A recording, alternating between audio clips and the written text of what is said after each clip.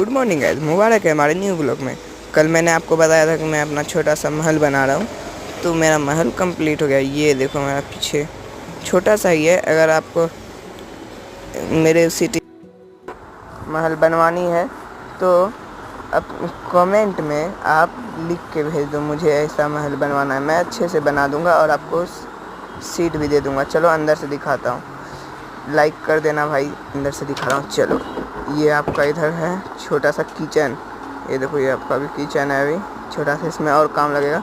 यहाँ पे बच्चों के खेलने के लिए ऐसा ही बना दिया। इधर आपका ये देखो आर्मर सब है, और इधर बुक सेल्फ। चलो उतरते हैं इस पर से, बुक सेल्फ दिखाते हैं पहले। चलो ये देख लो, यहाँ पे आप रीड मार सकते हो कुछ भी।